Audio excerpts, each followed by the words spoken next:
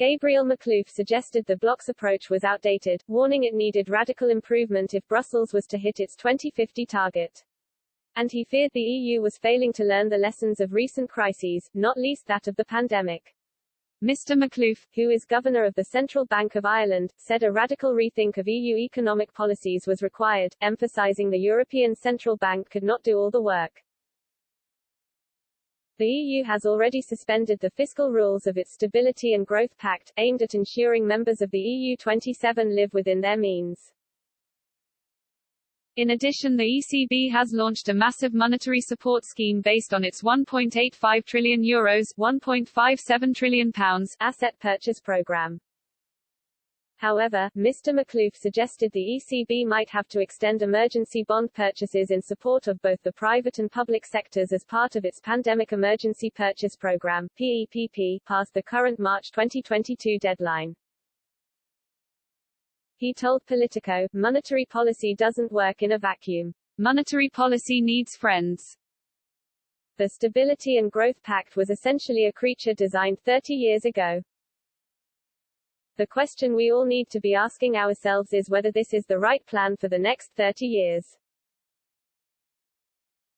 We should take the opportunity over the next year to look at how it can be improved. Mr. Makhlouf, who was previously Secretary to the New Zealand Treasury and also worked as Private Secretary to Gordon Brown when he was the Chancellor of the Exchequer, said fresh thinking was required, especially in light of the EU's climate targets.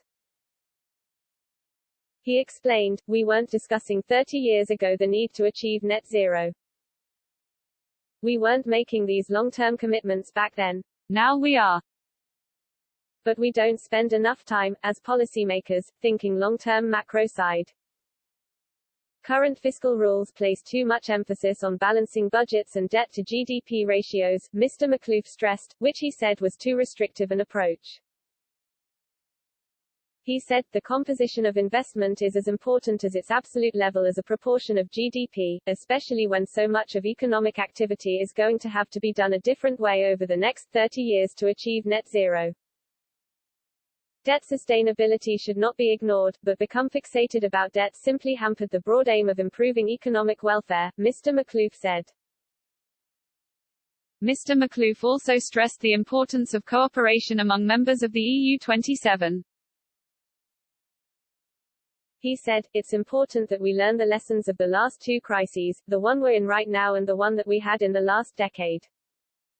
One is if fiscal and monetary policy work in a coordinated fashion, it ultimately benefits the community as a whole." Makhlouf said it was important to recognize the tendencies of individual EU countries, for example Germany with its fiscal conservatism and determination to balance the books. He added, "We need to make sure we think as creatively as possible, as to how to construct a narrative that will support this direction. Those of us not part of that system need to help the politicians develop a narrative that they can then use for the wider community. We need help so that monetary policy can operate beyond the lower bound."